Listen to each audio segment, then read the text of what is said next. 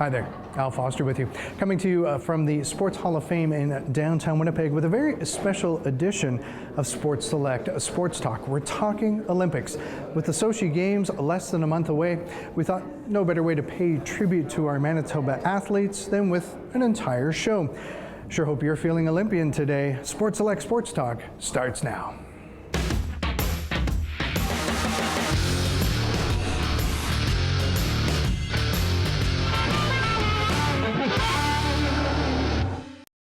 Along with a detailed look at this fabulous display here at the Hall of Fame, we'll also be joined by Olympic speed skating legend Cindy Clausen.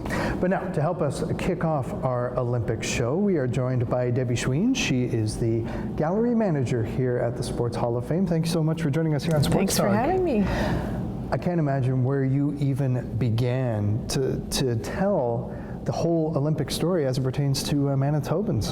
It is a really amazing history that we have, and I mean some of the most, of course, the most decorated Winter Olympian in Canada is Cindy, and she's from here, Clara Hughes, but there are so many more. The first gold medal ever won by a Canadian team, or ever won by in hockey in 1920 was by the Falcons, and we have that medal here. And so we started right from the beginning, from Antwerp in 1920, and went right through to the present, including the athletes that are going from Manitoba to Sochi.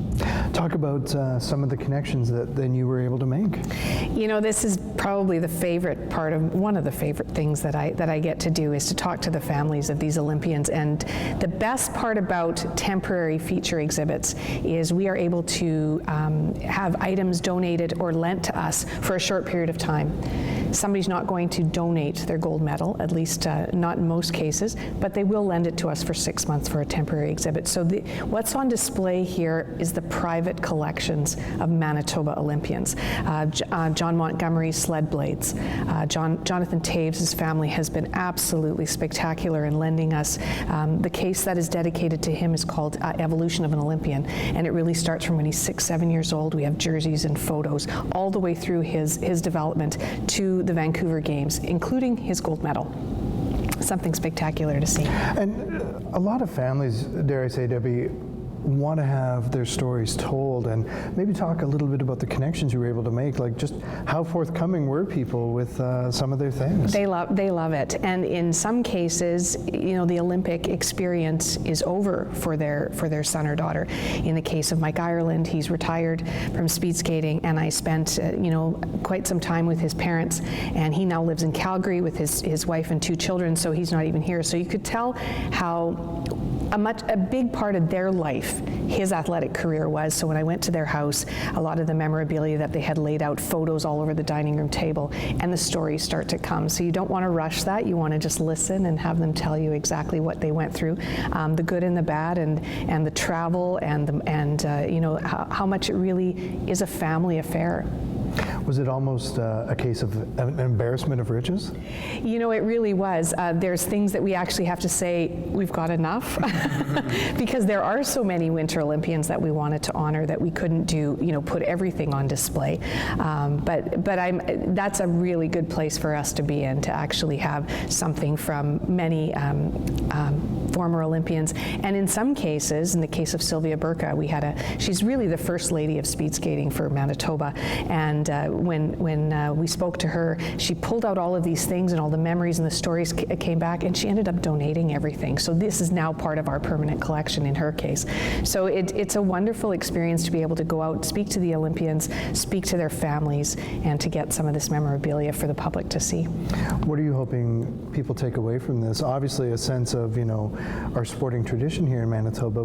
Maybe are there some more personal stories? What are some things that you hope are going to be taken away from here? I really found in sourcing this exhibit that these people are all Manitobans, and what I mean by that is we are very quiet and humble about our achievements. I don't think that's just limited to sport, but it sure is true in this case. So many of these people were honored and humbled themselves to be asked to lend us these items, and I hope that people come here and are inspired by all of that, that really dreams come true and anything is possible. Now just give folks a quick reminder, how long this display is going to be up?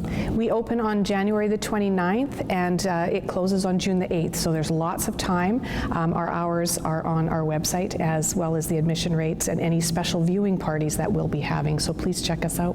Terrific. Thank you for giving us Thank you. Your time today. I really appreciate it. My pleasure. Now, Jennifer Jones and her St. Vital curling rink are obviously on their way to Sochi, Russia now, and they may have a little bit of an emotional advantage over their competition, and it's all thanks to their home club.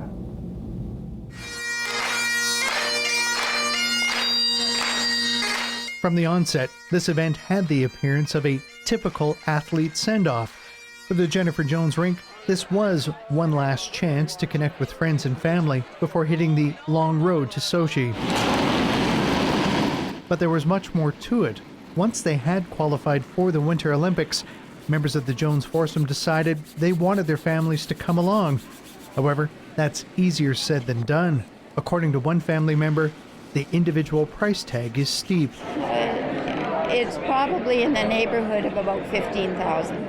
That kind of cost would not be an issue for athletes like Sidney Crosby or Jonathan Taves, but for curlers, it's a much different story. I think that the difficulty with comparing a professional hockey player who makes millions to these girls who all have real jobs. They all have real lives, their moms and their sisters, and it all costs money.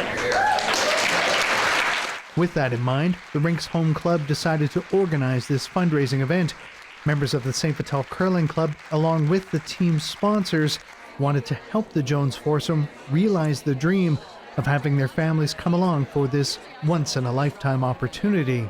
It ended up being a successful and emotional night. I would like to present them with a check for $25,000. This surprise check presentation from former world champion Randy Ferbey set the tone for the night. In the end, more than enough money was raised to help send the rink's families to Russia. It's amazing. It's absolutely amazing. I know that if I didn't go, I'd be crying at home. Yeah. I'd rather be crying there. Yeah. So, we're going to enjoy every second that we're there. It'll be better than watching them on TV. I'm going to cry. Our families have done so much for us, and they've supported us, and I know it was a big debate for a lot of them whether they could afford to come, and we all said that we wanted you there. And we find a way to get you there, and this is just, wow. What can we say? I mean, it's amazing, and I looked over, my mom was crying, and Joe's mom was crying, and everybody was crying, and because it just takes a huge burden off, and it's just because of kindness. How Team Canada fares in Sochi, of course, remains to be seen. What is certain is they will go into the Olympics with those closest to them in the stands, and it's all thanks to their extended curling family.